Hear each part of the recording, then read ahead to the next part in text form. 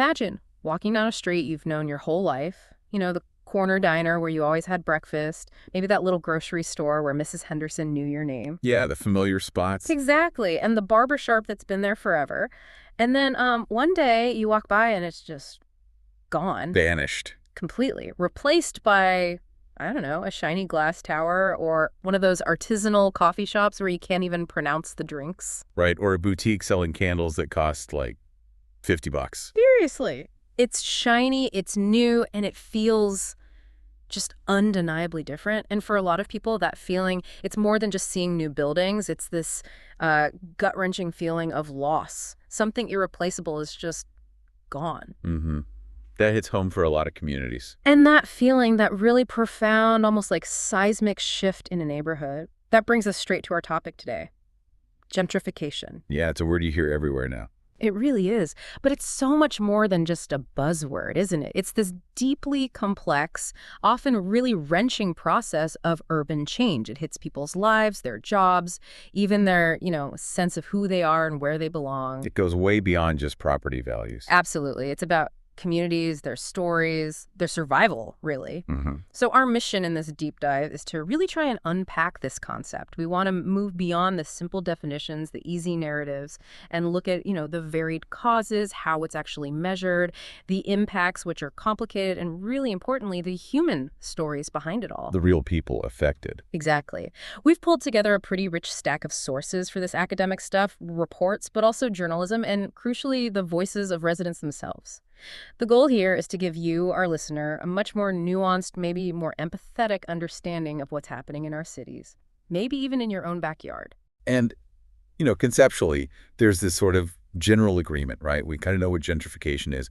It's about elevating the economic status of a neighborhood, changing its social character. You know it when you see it, kind of thing. Pretty much. But here's where it gets really interesting, and honestly, where the trouble starts. How it's actually measured, how it's understood. Well, that varies wildly. Researchers don't always agree. Okay. And even more significantly, researchers and the people living through it often have completely different takes. And these differences in definition, in measurement, they aren't just academic quibbles. They lead to totally different conclusions about whether a place is gentrifying. And that has huge real-world consequences. Consequences for policy, for people's lives. Absolutely. Everything from who gets resources to, who feels like they even belong there anymore. It gets really messy. Defining gentrification, a shifting landscape of understanding. Okay, so let's rewind a bit. Let's unpack this from the start. Where does this term gentrification even come from? What did it originally mean? Right, so we need to go back to the UK, to a sociologist named Ruth Glass. It was 1964, actually, not 89, as sometimes cited, when she first coined it, observing London. Okay, Ruth Glass, 1964. What did she see? She defined it as elevating the economic status of the neighborhood's population and changing the social character or culture found within that neighborhood. Pretty straightforward on the surface. But the way she described it was, well, quite powerful.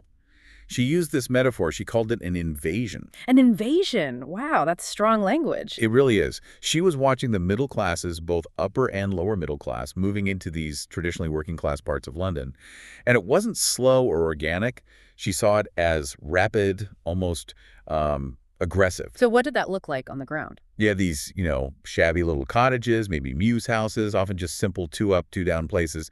As leases expired or properties were sold, they were just systematically taken over. And then fixed up. Exactly. Transformed, gutted, renovated, turned into these elegant, expensive homes that looked completely different. And once this process started, Glass said, it just snowballed. It accelerated until pretty much all the original working class folks were pushed out, displaced. Directly pushed out, or just couldn't afford it anymore. Both. And the entire social feel, the character of the district, was just irrevocably changed. So that invasion metaphor, it really sets a tone, doesn't it? It captures that feeling of unwelcome, of displacement that's still so central to this whole discussion today.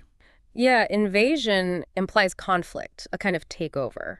And even though we measure it differently now, that basic idea still holds, right? It's fundamentally about an influx of people with more money, higher socioeconomic status. Often, though not always, white folks. Right, moving into lower income, often central city neighborhoods and reshaping them. New money, new people, new culture, kind of pushing out the old. That's the core concept everyone sort of agrees on. Yeah. But like I said, the measurement is where it gets incredibly complicated. How so? What's the debate? Well, researchers argue about what to focus on. Is it primarily about the economics? Tracking changes in median income, home values soaring, rents going through the roof. The numbers, basically. Exactly. Or is it also about something less tangible, like the influx of a specific cultural, creative class, people bringing different kinds of businesses, different social norms, changing the whole vibe of the place? So economics versus culture, almost? Kind of. And these different focuses, they lead to totally different ways of studying it, different methodologies. And surprise, surprise, they often lead to different results. It makes it super hard to get a consistent picture or even agree on whether gentrification is actually happening in a specific place. And you said this isn't just theory, it has real consequences. Absolutely. Look at Pittsburgh. It's a fascinating case, sometimes called the Pittsburgh paradox. Okay, tell me about that. Well, there was this big influential report by the National Community Reinvestment Coalition, the NCRC, their Shifting Neighborhoods report. Based on their specific data and criteria, they did not classify a neighborhood called East Liberty as gentrified. Okay. But if you go walk around East Liberty, if you talk to the people who've lived there for years, especially Black residents, they tell a completely different story. What do they say? They talk about high rates of displacement, feeling pushed out, seeing their community transformed beyond recognition. Their lived experience just doesn't match the report's findings based on those specific metrics. Wow. So the data says one thing, experience says another. Exactly. Or think about Lawrenceville, another Pittsburgh neighborhood. Used to be a working-class enclave. Now, it's famous for its, quote, lively restaurant scene, hip bars, and trendy boutiques. Sounds familiar. Right. But our sources show that the original residents, especially people relying on Section 8 housing assistance, that's the federal program, helping low-income folks afford rent, they just couldn't stay. Rents shot up, their local shops vanished, cost of living became impossible. So it begs this huge question. If the fancy data models don't capture that reality, that lived experience of displacement and change, what are we missing? What are the numbers not telling us? Precisely. There's a big disconnect there between the quantitative metrics and the qualitative reality on the ground. And you mentioned this isn't happening in isolation, right? It connects to bigger historical patterns. Oh, absolutely. Oh. Gentrification isn't just some random thing that pops up. It's deeply, deeply tied to historical patterns of residential segregation. You have to understand that context. Or redlining. Exactly like redlining. That, horrific practice of basically drawing lines on maps around certain neighborhoods, usually minority neighborhoods, and denying them loans, insurance, investment, essentially starving them of resources. It's creating disinvestment by design. By design. And that, along with other forms of spatial discrimination, it laid the groundwork for decades of segregation. Segregation by race or sometimes by employment status, making it really hard for people in the central city areas to keep jobs and stay put because the areas were just deliberately neglected. And we still see the effects of that today. Starkly. Look at the data on income segregation. Between 1980 and 2010, the share of higher income households living in already higher income areas basically doubled, went from 9% to 18%. Wow, doubling down on concentration of wealth. Exactly. Meanwhile, lower-income households in lower-income areas, their share only nudged up slightly from 23% to 25%. It shows how income inequality has massively fueled neighborhood segregation, and that hits job opportunities hard, especially for the poorest folks. So the rich get richer neighborhoods and the poor stay concentrated. Largely, yes. And the impact isn't just jobs and housing. Think about schools. Our sources point out that schools in the U.S. are still highly segregated, mostly because our neighborhoods are segregated by race and income. It all connects back. It all connects. The historical policies, the disinvestment, the segregation, they create the conditions where some neighborhoods become vulnerable to displacement, while others become desirable for redevelopment by a new group. It's a long history leading up to what we see today, too. The complex web of causes and catalysts. Okay, so that's the background, the complex definitions, and the historical roots. What actually causes gentrification to happen? What kicks it off? Well, there isn't one single cause, obviously. It's more like a web of factors. One big piece is definitely broad demographic and sociocultural shifts. People talk about the back to the city movement. Right, this idea that people suddenly wanted urban living again. Sort of, yeah. A return to valuing things like cosmopolitan life, being close to transit, maybe appreciating that classic city architecture. There was a cultural shift. And researchers like Palin in London, way back in 1984, they pointed to a couple of key things driving this that still feel relevant. Like, one was the rise of dual-income households. Two white-collar professionals, often with fewer kids, who actively wanted to live closer to their jobs downtown. Less commute time, more convenience. makes sense. And the other was this broader cultural shift, where middle and upper middle class families started seeing urban living as desirable, as a positive choice, not just something you did if you couldn't afford the suburbs. It became aspirational. So it wasn't just about practicality, it was about lifestyle. Exactly. And tied into that lifestyle aspect, there's this really interesting kind of paradoxical idea from the urban theorist Sharon Zukin. She talks about the search for urban authenticity. Authenticity, what does she mean by that? Well, think about what often draws people to older, maybe slightly run-down urban neighborhoods initially. It's often the unique character, right? The ethnic diversity, the little mom-and-pop shops, the historic buildings, maybe a bit of grit. That feels authentic. Yeah, the opposite of a sterile suburb. Precisely. Middle-class consumers are often drawn to that. But here's the paradox Zukin points out. As the area gentrifies, driven partly by that desire for authenticity, those very things often disappear. Wait, how? The local shops get replaced by chains, the old buildings get torn down for condos, the original diverse population gets priced out. So the very act of pursuing authenticity can end up destroying it. Wow, that's, yeah, a paradox. Does the pursuit kill the thing it loves? Kind of. It's a really powerful critique.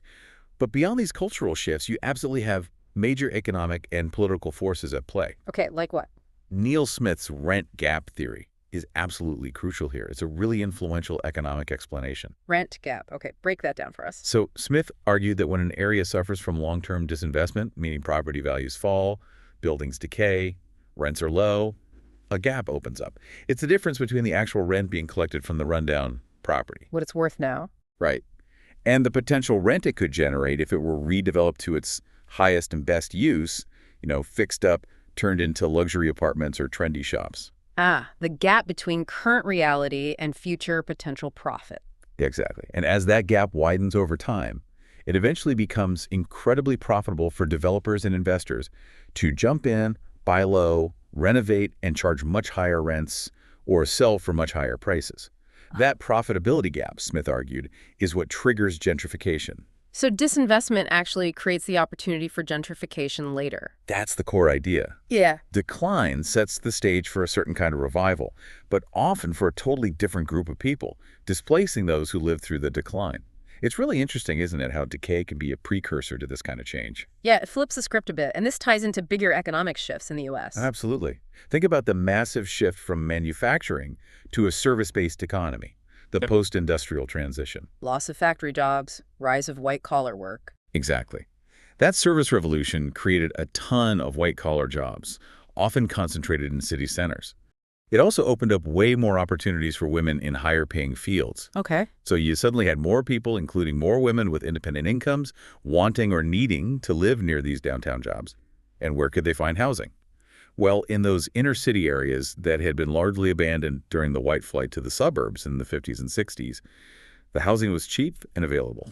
So demand for city living went up, and the supply was there from previous disinvestment. A perfect storm, almost. A perfect storm. It really fueled that first big wave of gentrification across many U.S. cities. And governments played a role too, didn't they? It wasn't all just market forces. Oh, definitely not. The government role is often underestimated. That first wave in the 60s and early 70s, it was often directly pushed by government policies trying to combat disinvestment, trying to lure investment back into inner cities. Like urban renewal, but maybe with a different focus. Sometimes, yeah. Or specific programs. Like in Britain, there was the 1959 Housing Purchase and Housing Act. The government pumped $100 million a lot back then into fixing up old properties. That directly sparked gentrification in places like Barnsbury in London. So government money actually kickstarted it there. It certainly helped. And there's also a broader political economic view. As suburban land gets more scarce and expensive, it naturally pushes wealthier folks back towards urban areas where that rent gap makes land look comparatively cheaper again. The cycle continues. Right, and you see how deliberate government policies and big real estate investments actively shape this. It often looks spontaneous, like people just deciding to move, but there are powerful forces engineering it behind the scenes. It's rarely just organic. So we've talked about culture, economics, politics. What about the specific people involved? Who are the gentrifiers, demographically speaking? Well, the most obvious group is wealthier individuals, right? Yeah. Upper class folks. They just have more financial freedom. They can afford the rising prices. Exactly. And they're often drawn to cities by those high-paying professional jobs we talked about, that concentration of college-educated work. As they move in, demand increases, prices go up. It's a feedback loop. Makes sense. But it's not just the super rich. The changing role of women is also really significant and often overlooked as a driving force. How so? We mentioned more women in the workforce. Right. As women gained more access to higher education and better-paying jobs, their economic power grew. They became a significant reservoir of potential gentrifiers, as one source puts it. Okay. And the inner city offered specific advantages for many women, especially working mothers: access to jobs, important professional networks, and often better access to professional childcare compared to the suburbs. So it's a practical choice, too. For many, yes. Particularly for single mothers, it can be seen as a form of marginal gentrification, a strategy to better balance work and family life by being closer to everything, minimizing commutes, integrating life and work. That's a really interesting perspective. I hadn't thought of it quite like that. Yeah, it adds another layer. And then, of course, you have artists. Ah, the classic pioneer gentrifiers. Exactly. Philip Clay's two-stage model actually calls artists prototypical stage one, or marginal gentrifiers. They're often the first ones willing to move into run-down areas. Why them specifically? Cheap rent. Cheap rent is definitely part of it. But it's also about accepting the risk, using their own skills to fix places up. And there's a cultural element, too, seeking maybe an escape from what they see as boring suburban life. Seeking that authenticity again. Seeking authenticity, connection to art scenes, access to customers, that urban energy and intensity. They often make these areas desirable before the big money moves in. They lay the groundwork, in a way. You could say that. And another really important group, especially in the early stages in some cities, has been the LGBTQ plus community. Right. Manuel Castells wrote about this, didn't he? Particularly in San Francisco. He did. Gay communities were often pioneers in revitalizing certain urban neighborhoods, creating safe spaces, building communities, the gayborhoods. Spaces of liberation. Absolutely. Yeah. But it's a complex dynamic, and this is where it gets kind of poignant. Over time, those very neighborhoods, partly because they became safer and more desirable, often started gentrifying in the broader sense. Meaning Rents go up, property values skyrocket, and the area becomes less focused on the LGBTQ plus community that originally built it. And sadly, our sources point out this can lead to displacement within the community. how does that happen? Rising rents push out lower-income LGBTQ plus folks, and sometimes, unfortunately, there are issues of classism and racism, even perpetuated by more affluent, often white, gay men moving in, which can displace LGBTQ plus people of color who are also part of those original pioneering communities. Wow. So a space created for liberation can become a site of new exclusion. It's a really difficult and complex part of the story. It shows how market forces and shifting demographics can reshape even spaces that were meant to be sanctuaries. Yeah. 3, the impact of gentrification, displacement, and change. Okay, so we've got a handle on the causes, the drivers. Let's talk about the impacts. And the biggest one, the most controversial, has got to be displacement, right? Without a doubt. That's the heart of the conflict, really. Does gentrification actually cause people to be pushed out of their homes and neighborhoods? And the research isn't clear on that. It's genuinely contradictory, which is frustrating. You have some studies, like one by Vigdor, Massey, and Rivlin from 2002, that found, yeah, there's higher housing turnover in gentrifying areas. People are moving more. Okay, suggests displacement. But then you have other respected studies, like Freeman and Bracconi in 2004, that found the opposite, that low-income households in gentrifying neighborhoods were actually less likely to move than similar households in non-gentrifying poor neighborhoods. Wait, less likely. How does that work? Well, the theory is maybe the improvements make people want to stay, or maybe other factors are pushing people out of non-gentrifying poor neighborhoods even faster. It's complex. So the data is kind of all over the place. It really is. And part of the problem, as we discussed, might be how different studies define gentrification in the first place. Their starting definitions shape their results. Right. The measurement issue again. Exactly. But, regardless of what the statistical models say, the human experience is undeniable. I mean, listen to this quote from a resident in one of the sources. "I consider it gentrification if people are displaced. Full stop." Cuts right through the academic debate. It does. Or this one. Mm-hmm. It's it's a death, because it's a death of a community. Wow. That's powerful. It's not just about losing a house, it's losing everything. It's losing your network, your history, your sense of place. So for many people living through it, the statistical arguments about whether displacement rates are technically higher or lower, they kind of miss the point. They feel the loss acutely. And we see these dramatic changes playing out in specific cities, right? You mentioned Detroit earlier. Detroit is a really stark, powerful case study. Its history is so intertwined with race and segregation. It's still one of the most segregated metro areas in the U.S. But recently, starting between 2010 and 2015, there's been this narrative of renaissance. Yeah. Massive redevelopment focused heavily in downtown and midtown. New investment pouring in. Yeah, billions. But look at who's moving in. During that period, the 20 to 34 age group downtown grew by 41%. Professionals, up from 30% to 43%. Okay, younger, more professional. But here's the kicker. Yeah. The white population downtown grew by almost 70%. 70. 70%. Meanwhile, the black population grew by just 4.6%. That's a huge disparity. It's massive. Yeah. And you see it in specific census tracts, too. One went from 69% black to 59% in 5 years. Another dropped from 74% black to 57%. Yeah. It starkly raises that question. Who is this renaissance really for? How is the growth being distributed? Yeah. And gentrification there is often described as episodic and uneven. You literally see expensive, rehabbed houses right next door to boarded-up, derelict ones, upgrading and abandonment side by side. It's a visual of the inequality. That image, side by side, really captures it. And a key impact is this loss of community, the erosion of social networks you mentioned, especially tied to affordable housing. Absolutely crucial. There's this really distressing example from the Griswold building in downtown Detroit. What happened there? There's a building with over 100 Section 8 tenants. People who relied on that subsidy, many had lived there for years, built lives, built community. The new owners bought the building. They opted out of the Section 8 contract, just decided they didn't want subsidized tenants anymore. They wanted to convert the whole place to luxury market rate apartments. So over 100 low-income households just evicted. Essentially, yeah, displaced. And researchers actually tracked where they went. It's fascinating and heartbreaking. Where do they end up? A tiny few managed to find other subsidized housing downtown, incredibly lucky. But most, they were pushed out, way out to the edges of the city. Not to nearby neighborhoods? Often they couldn't. The adjacent areas were either also being gentrified, or they were areas suffering from extreme blight, foreclosure crisis, just totally substandard housing. So they had to leapfrog over those areas to find anything affordable, often ending up much further away. Leapfrogging displacement. Wow. Yeah. And think what that does. It's not just moving house. It's being ripped away from your job access, your doctors, your kids' schools, and critically, your social networks. The people you rely on day to day. Exactly. For low-income folks, those networks are often very local, very geographically based. Neighbors helping with childcare, sharing resources, offering emotional support, maybe tips on informal work.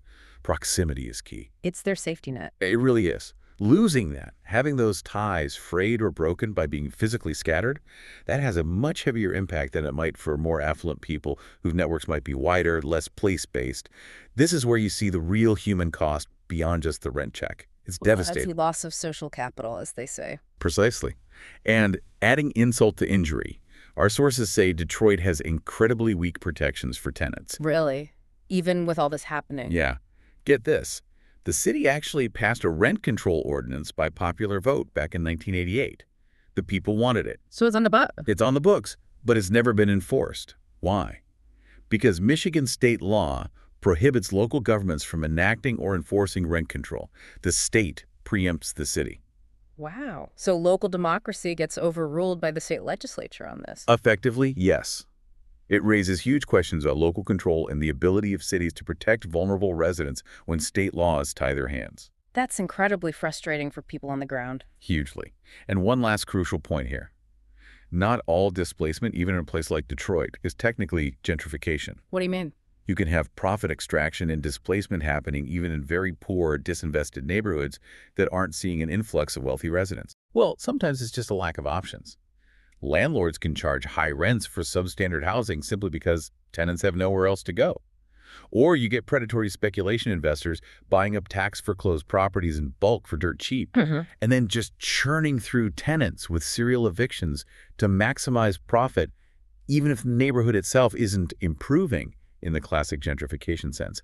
It's a broader system of dispossession that can hit poor communities regardless of whether trendy coffee shops are moving in. So displacement can happen even without the visible signs of gentrification. It's a deeper issue. Exactly.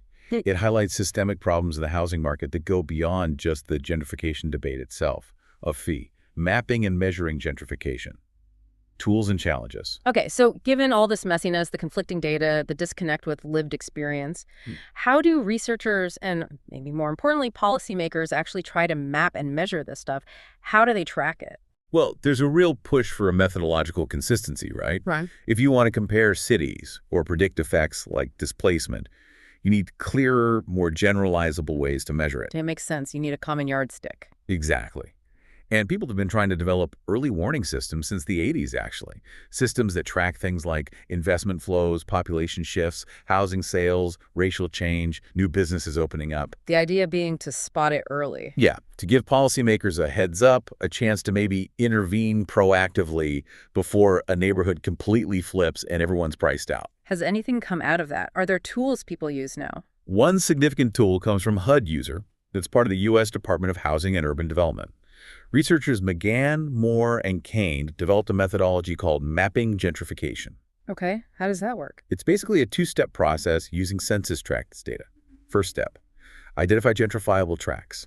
A tract only qualifies if its median household income was below the citywide median at the start of the period you're looking at, say 2010. So filtering for lower income areas first. Right. If it was already above the median, it's considered non-gentrifiable. Second step, if a tract is gentrifiable, it then has to meet all the criteria for at least one of 12 different specific definitions to be officially labeled gentrifying. 12 definitions. Wow, okay, what goes into those? They use different combinations of variables, things like increases in educational attainment specifically, the share of people with bachelor's degrees going up faster than the city average, that's always required. Okay. And then they add criteria based on increases in home values or rent costs or household income, and sometimes changes in vacancy rates.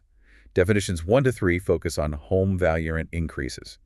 Then 4 to 6 add vacancy rate changes, 7 to 9 add income increases, and 10 to 12 use both vacancy and income. So it's flexible, but also complicated. Depending on which definition you use, you might get a different answer for the same neighborhood. Exactly. That's the key takeaway. It highlights just how much the definition matters. A place might be gentrifying according to definition 2, but not definition 8. It's not a single yes-no switch. Right.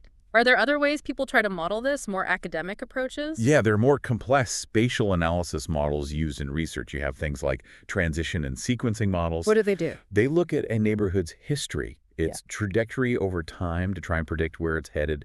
They often use these geodemographic typologies, basically, fancy ways of categorizing neighborhoods based on lifestyle or demographics, like urban achievers or Rust Belt traditions, that kind of thing. So predicting the future based on the past pattern.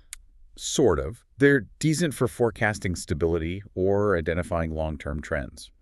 But a big weakness is they often ignore external shocks like a big new policy or a sudden factory closure. They're a bit blind to outside forces. Okay, what else? Then you get into really sophisticated stuff like simulation models, things like cellular automata, agent-based models, or microsimulation. Sounds complex. They are. Think of them like building a digital SimCity almost. You model individual people or households making decisions, buying houses, commuting, starting businesses, and see how those interactions play out across the city over time. Whoa. Yeah, they're powerful because you can use them like experiments. You can test hypotheses. What happens if we change zoning here? What if demand for downtown housing increases? They try to understand how gentrification emerges from these interactions rather than just defining it after the fact. So they're more about understanding the process. Exactly. And they're potentially great for policy analysis, seeing the likely effects of different interventions, but they need tons of data and can be hard to build and interpret correctly. So lots of tools, each with pros and cons. You mentioned the HUD user tool was tested in Pittsburgh. Right, the authors specifically used Pittsburgh as a case study because it's a city that's changed rapidly, but hasn't always gotten the same research attention as, say, New York or SF. They wanted to show how the tool could be useful there. And what did they find? Did it match what people felt was happening? Well, that's where it got interesting again. As we discussed with East Liberty, the tool's findings, depending on which of the 12 definitions you used, were sometimes inconsistent with popular belief among Pittsburgh residents. The paradox again. The paradox again. You had these powerful local narratives, like those podcasts, A Tale of Two Cities or Land and Power, detailing the transformation of places like East Liberty, the displacement, the loss of community identity, the real human stories like the Penn Plaza eviction. Yeah, gut-wrenching stuff. Totally. And then the data, depending on the metric, might say, doesn't quite meet definition 5 of gentrification. It again raises that crucial question. How do we bridge the gap between quantitative data and lived reality? It's a tough one. It is. But the authors argue the tool is still useful. It's easily replicable for any U.S. city using public data. It helps policymakers see which factors might be driving change and confirm if a place is gentrifying by at least some metrics, even if not all. It provides a picture, even if incomplete. So we have these sophisticated tools trying to measure it, but they can still clash with the reality on the ground. That discrepancy is maybe one of the biggest takeaways. It really underscores how hard it is to capture complex social phenomena purely with numbers. You can't easily quantify that feeling of community loss, can you? Exactly. And all the models have limitations, right? Linear models can be too simple. Transition models miss external factors. Simulation models are data-hungry and complex. Each gives us a piece of the puzzle, but none gives us the whole picture perfectly. V-resistance and reclaiming neighborhoods. Okay, so people are experiencing these changes, feeling displaced, seeing their communities transform. They don't just sit back and accept it, do they? There must be resistance. Oh, absolutely. Resistance is a huge part of the gentrification story. And it takes many, many forms, from organized community action to much more radical tactics. Radical, like... Well, during the first dot-com boom in San Francisco, you had groups like the Mission Yuppie Eradication Project that involved things like vandalism, even arson, targeting properties owned or frequented by perceived gentrifiers. It was explicitly framed as class conflict. Wow, that's intense. It can get very intense. Or look at Wales in the UK. From the late 70s into the 90s, this Welsh nationalist group, Mybi and Glyndŵr, set fire to hundreds of holiday homes owned by English people. Why? It was a protest against a housing crisis where locals felt priced out of their own communities by affluent outsiders buying second homes. It was extreme, but born of deep frustration. Nationalism mixed with housing anxiety. Yeah. Or in Berlin, back in '89, there were protests labeled Schwabenhass hatred of Swabians, people from a wealthier region of Germany who were seen as driving gentrification in Berlin neighborhoods. It can get quite specific and targeted. And sometimes the targets are symbolic. Definitely. Think about that attack on the serial killer cafe in East London in 2015. I remember that, with the pig's head. Yeah, protesters used a pig's head and torches. It wasn't just about cereal. The cafe became a symbol of unaffordable luxury flats replacing working-class communities. Or the tech bus protests in San Francisco in 2013. Blocking the Google buses. Exactly.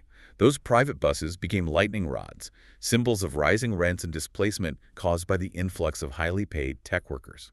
Symbols matter. They really do. And sometimes it's sparked by something seemingly small, like that Inc.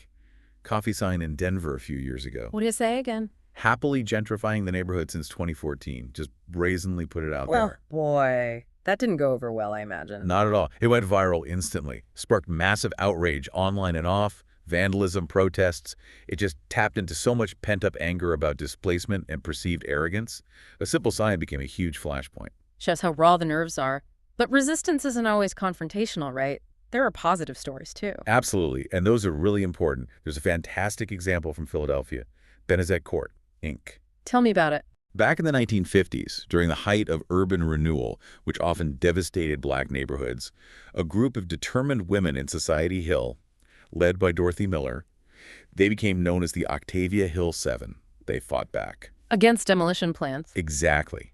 They resisted the city's plans that would have displaced countless families. They organized, they advocated, they didn't give up. And eventually they formed a nonprofit, Benezet Court, Inc., and successfully pushed for the creation of genuinely affordable housing options right there in their neighborhood. So they managed to preserve affordable housing amidst the pressure. They did. It's an inspiring story of community power, working within the system sometimes, to achieve lasting results and allow long-term residents to stay. It shows it is possible. That's great to hear. So besides direct action or community organizing, what about broader policies? Does rent control work? Rent control, the classic debate. The idea is simple, right? Limit rent increases to prevent displacement, make speculation less attractive, keep housing affordable. Sounds good in theory. Yeah. In theory. But our sources point out it's really complicated in practice. It often comes with unintended consequences. Like what? Well, you can get black markets landlords demanding extra key money off the books. You also often see vacancy decontrol.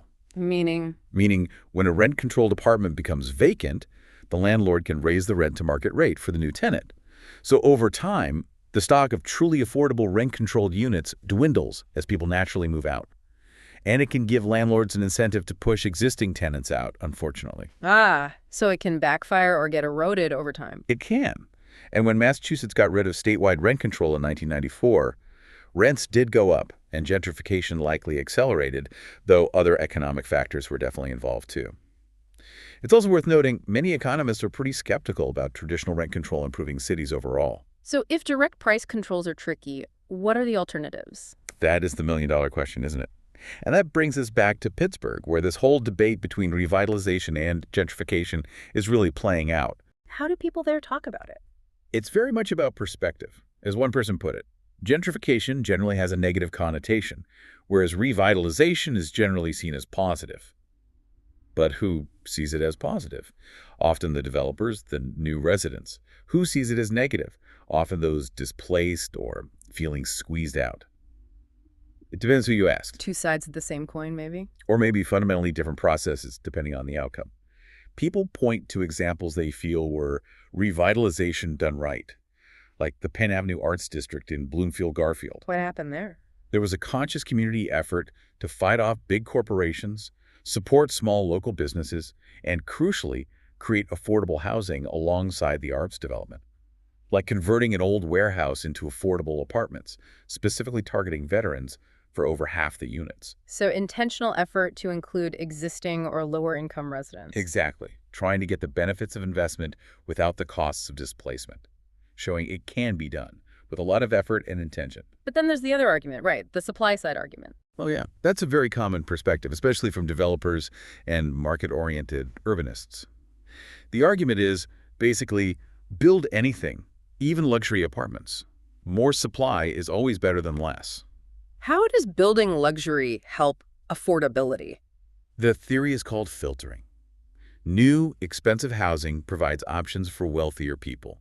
They move into the new units, which frees up the slightly older, slightly less expensive housing they were occupying. That then frees up housing further down the chain, eventually making older, cheaper units more available for lower-income folks. Plus, they argue, abundant supply signals to landlords they can't just keep jacking up rents on existing affordable units. So build at the top, and it eventually trickles down. That's the idea. From this viewpoint, the problem isn't gentrification itself. It's decades of not building enough housing overall, combined with unequal wealth distribution. They say we need vibrant urban cores, and building more is the way to make them affordable for everyone eventually. Makes sense economically, perhaps, but what are the counter-arguments? Well, plenty of people push back hard. They say, look, new development is always expensive initially. The filtering process, if it happens at all, takes a very long time, maybe decades, and doesn't help people facing displacement now. Right, it's not an immediate solution. Not at all. And the core issue, many argue, isn't just supply. It's that construction hasn't kept pace with demand for decades, creating a massive shortage, especially at the affordable end. Just building luxury won't fix that fundamental gap quickly enough. Some argue you need significant regulations on the free market, not just more market activity, to ensure equitable outcomes. So build more supply versus regulate the market, a fundamental disagreement. A huge one. Yeah. With very different ideas about how cities should work and who they should work for. And looking back historically, like at Pittsburgh's Lower Hill District. Which was largely destroyed by urban renewal. Right, a predominantly black neighborhood raised for development. While the effect was clearly devastating for the black community, the history is slightly complex. A black city council member actually signed off on the plan at the time. And some sources suggest life in the lower hill before renewal wasn't necessarily idyllic, maybe over-glamorized in hindsight. So complicating the simple narrative. Exactly. It doesn't excuse the outcome, the destruction of a community, but it adds nuance, showing that even within communities there were different perspectives and difficult choices made, with profound long-term consequences we're still grappling with. Outro. So we have really covered a lot of ground today in this deep dive on gentrification. We started with its origins, that powerful invasion metaphor from Ruth Glass, and explored how the very definition is debated and complex. And how those definitions clash with lived experience, like in the Pittsburgh paradox. Right.